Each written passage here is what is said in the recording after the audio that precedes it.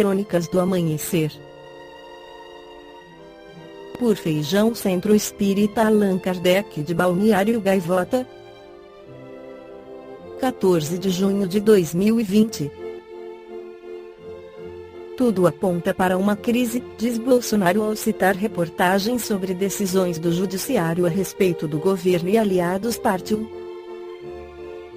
O presidente Jair Bolsonaro publicou em uma rede social, neste sábado 30, comentários sobre diversas reportagens publicadas nos principais jornais do país a respeito de decisões do Judiciário em relação ao governo e seus aliados. O título da postagem é Tudo aponta para uma crise.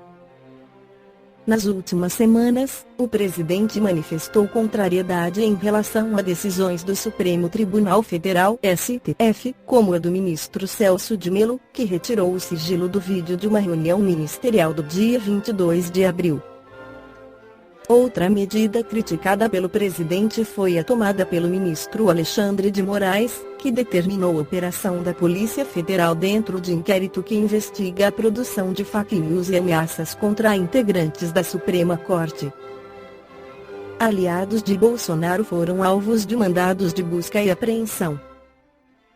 Na quinta-feira 28/05, o presidente chegou a dizer que ordens absurdas não devem ser cumpridas e que não haverá outro dia como a quarta-feira 27 em que foi realizada a operação que atingiu empresários e blogueiros que o apoiam. Entre os fatos elencados por Bolsonaro na postagem deste sábado, está o envio pelo ministro Celso de Mello à Procuradoria-Geral da República (PGR) de comunicação de crime atribuído ao deputado Eduardo Bolsonaro PSL-SP, filho do presidente.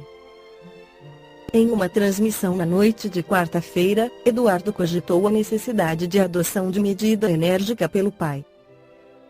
Ele falou em momento de ruptura e disse que a questão não é de se, mas, sim, de quando isto vai ocorrer. O presidente também citou o pedido da Polícia Federal para a prorrogação das investigações no inquérito que apura se Bolsonaro interferiu politicamente na corporação. A suposta ingerência, denunciada pelo ex-ministro Sergio Moro, motivou a saída do ex-juiz do governo. Entre outros assuntos, Bolsonaro destacou a acusação de que a sua chapa nas eleições de 2018 teria se utilizado de empresas de disparos de mensagens em massa durante a campanha, para atacar opositores.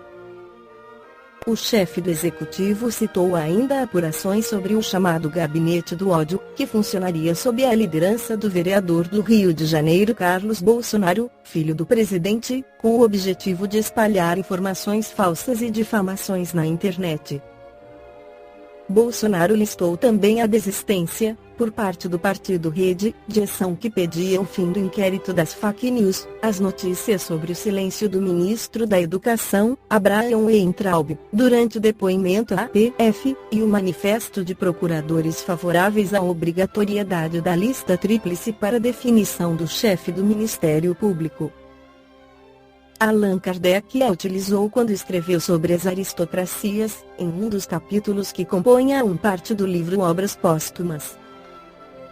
Nesse texto, Kardec faz uma previsão acerca do advento futuro em nosso mundo do que ele chamou de aristocracia intelecto-moral. A palavra aristocracia vem do grego aristos, o melhor, e kratos, poder. A aristocracia significa, assim, o poder dos melhores, conquanto saibamos que o sentido primitivo da palavra foi por várias vezes deturpado. De acordo com o texto escrito por Kardec, verificaram-se na história da humanidade terrena 5 espécies de aristocracia. 1. Aristocracia dos patriarcas nas sociedades primitivas, quando surgiu, em decorrência da formação dos grupos sociais, a necessidade de uma autoridade, esta foi conferida aos chefes de família, aos anciãos e aos patriarcas. Surgia assim a primeira de todas as aristocracias, um fenômeno que ainda se vê em pleno século XXI em algumas comunidades indígenas. 2. Aristocracia da força. Com o surgimento dos conflitos e das guerras, a autoridade foi sendo transferida aos poucos para os indivíduos fortes e vigorosos, ocorrendo então o advento dos chefes militares. Surgia com isso o segundo modelo de aristocracia.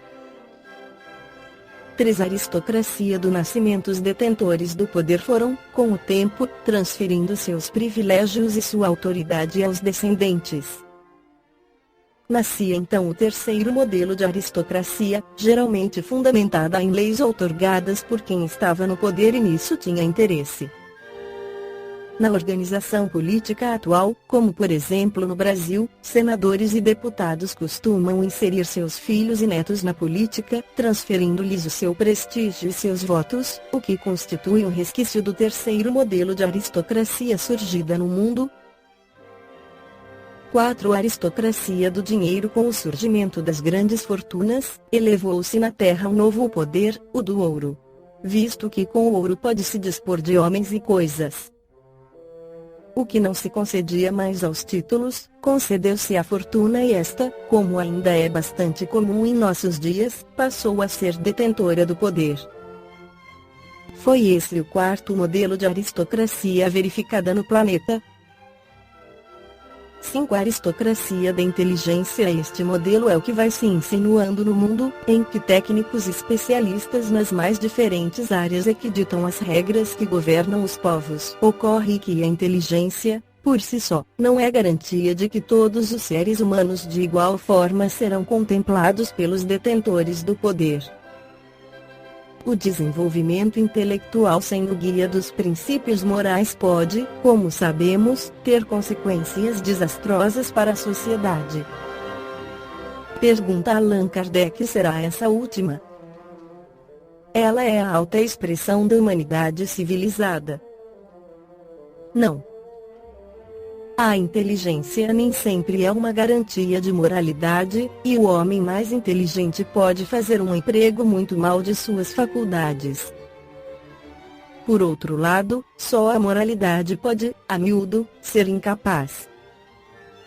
A união dessas duas faculdades, inteligência e moralidade, é, pois, necessária para criar uma preponderância legítima, e a qual a massa se submeterá cegamente, porque ele inspirará toda a confiança por suas luzes e por sua justiça. Será a última aristocracia, a que será a consequência, ou antes, o sinal do advento do reino do bem sobre a terra. Chegará muito naturalmente pela força das coisas, quando os homens dessa categoria forem bastante numerosos, para formarem uma maioria imponente, será a eles que a massa confiará os seus interesses. Como vimos, todas as aristocracias têm a sua razão de ser. Nascendo o estado da humanidade, ocorrerá o mesmo com aquela que se tornar uma necessidade. Todas fizeram, ou farão, o seu tempo segundo o país, porque nenhuma teve por base o princípio moral. Só esse princípio pode constituir uma supremacia durável, porque será animado dos sentimentos de justiça e de caridade, supremacia que chamaremos aristocracia intelecto-moral.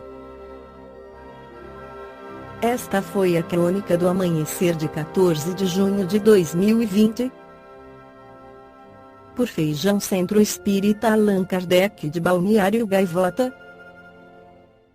Que a paz esteja com todos.